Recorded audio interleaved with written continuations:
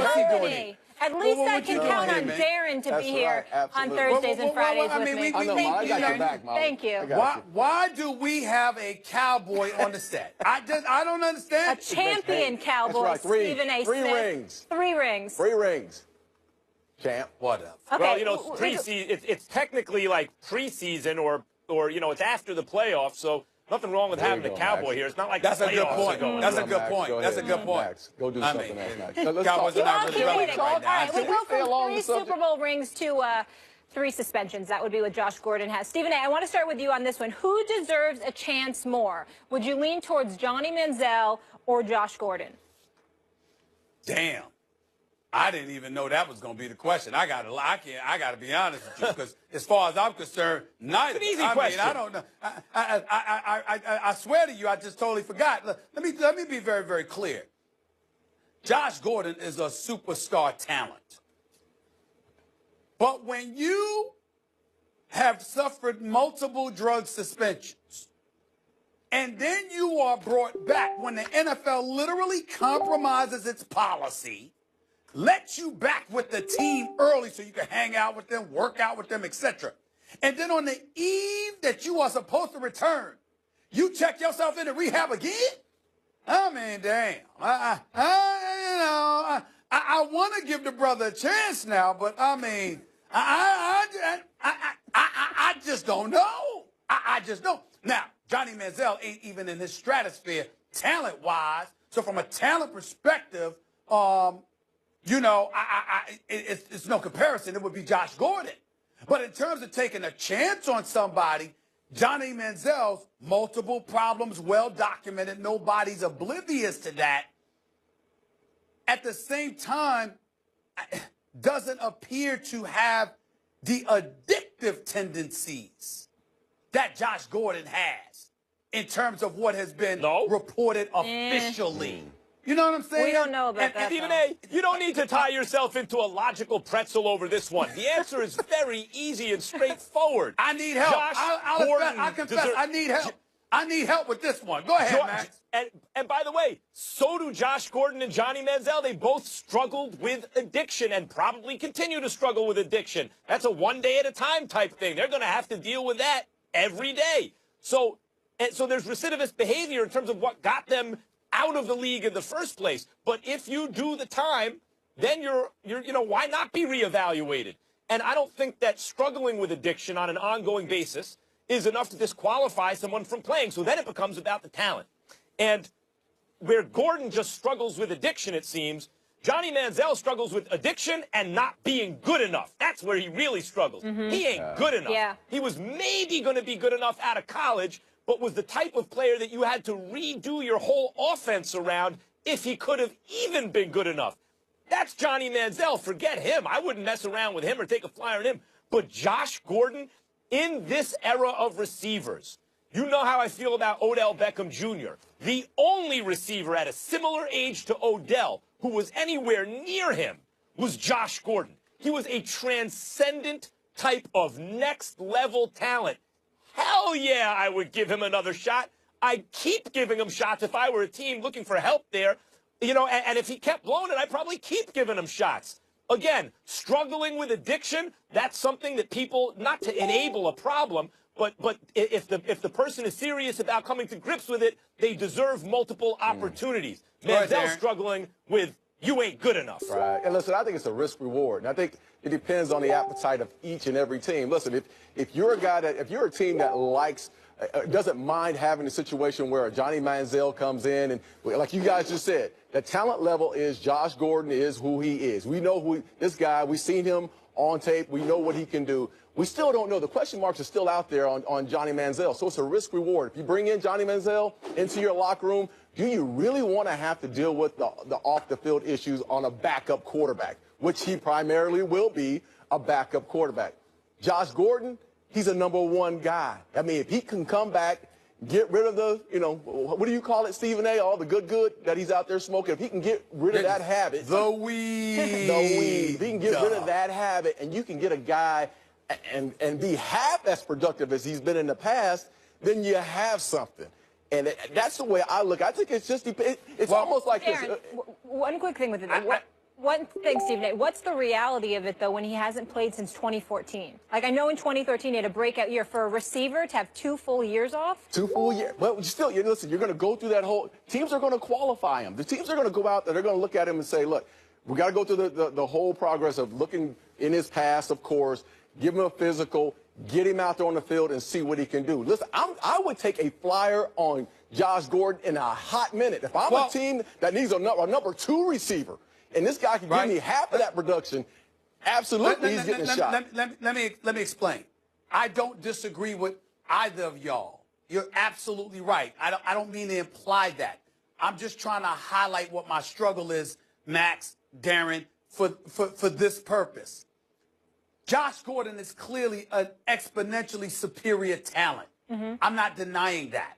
What I am saying is, even though Johnny Manziel has addiction problems, it is something that we surmise based on his reported behavior, not multiple suspensions. He had a domestic violence incident. That was a problem. He had alcohol in college. That was an issue. He had this party tendencies because he comes from an affluent background, having nothing to lose. It's all a game. It ain't necessarily a priority. So he was perceived, fairly or not, he was perceived as an individual living fast and loose because he could afford to. That's entirely different than somebody who comes from nothing, who has nothing, who elevates himself to literally superstar status, is in line to make tens of millions of dollars, where it would mean more to him than it would ever mean to somebody coming from an affluent lifestyle like Johnny Manziel, and then still turns around and blows it because he can't stay off whatever he can't stay off. I'm not going to punish. And that's what I'm saying. There's a difference here. I'm not going to let Johnny Manziel slide because his family has dough and Josh Gordon's doesn't. That's not, to me, that's more of a reason to be down on Johnny Manziel. And by the way, if Josh Gordon is addicted to weed, I don't mean to make light of any addiction to anything. Neither do I. But addicted to weed, I mean, Dave Chappelle had a joke about that in Half Baked. I'll leave it there. Johnny Manziel, before he ever even got to camp, as soon as he turned pro, I think it was after the draft, there was a picture of him in a bathroom with a rolled-up dollar bill. I mean, that's a totally different situation. Yeah, well, a much more serious. Go ahead, Darren. A much more serious situation. Absolutely. I look at Johnny Manziel's. His problem is social media. The way he goes about his business and the perception that's out there. Yes, it may be a weed problem and it may be an alcohol problem, but it's also a social media problem as well. Josh Gordon, let's just call it what it is. Every team out there is going to have a quarterback guru, a quarterback coach that says, we can fix Johnny Manziel's problem if I can get my hands on him. He may get a second or third shot. Absolutely. But I can look at all 32 teams. You better believe when Josh Gordon reinstates himself, that's today, am I right, Molly? When he reinstates himself today, there will be 32 teams who will take a look at Josh Gordon because of the upside that he brings.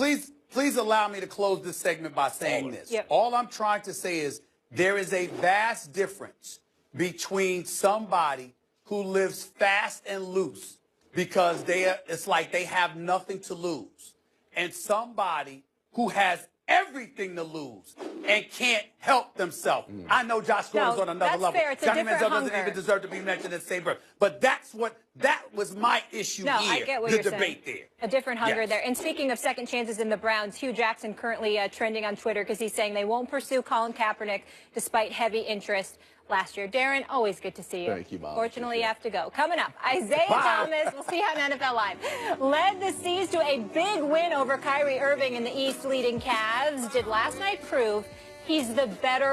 And LeBron and Tristan Thompson and Kevin Love. I understand the styles matchup argument, but we just saw the Warriors, as I mentioned yesterday, go across the country for the second of back-to-backs. They didn't have Kevin Durant for most of the game, and Steph Curry spent his second consecutive night ice cold. The Wizards, one of the top teams in the East, are playing at home and highly motivated, on a roll, and won by the skin of their teeth. And that's because the Golden State Warriors, like the Spurs, are extremely well coached. They're familiar with each other. They play as a machine. They have unselfish players. They can play the modern brand of basketball as well or better than anyone. And when you add Kevin Durant to the mix, and you Steph Curry, MVP, Kevin Durant, MVP, Klay Thompson, they have an offense, Stephen A., where a lot of the times the best option for the opposing defense is a wide-open Klay Thompson, who might be the greatest shooter ever, or at least capable of getting hotter than anyone ever. That oftentimes is the best option for the defense, and to mention nothing of Draymond Green and guys on the bench like Iguodala and Livingston and all that, and the championship pedigree. This one, I get why people would talk about the Spurs, but they should not be hopeful that Durant comes back and plays for the Warriors if they believe if the idea is, yeah, because we have a better chance against the Warriors with Durant than against the Spurs, because they are wrong about that. They have a much better chance against the Spurs than against the Warriors at full strength. I'm not sure about that, and I don't see how you can say that considering that experience matters, savvy matters, tempo matters, physicality matters. All of those things come into play come playoff time. If you're just looking at it in a vacuum and you're looking at the level of talent that exists and you're dreaming about this epic matchup between the Cavs and the Warriors, it's understandable, Max. The issue in question, however, is this. We've been talking so much about the Golden State Warriors. Let me give you a reminder. Do you realize that the San Antonio Spurs are 46-13? Do you realize that the San Antonio Spurs are the #1 ranked defense in the National Basketball Association? When you combine that with the fact that I look at some of their shooting in terms of three-point field goal percentage, they're #1. #1. So they make threes, all right? They take great shots.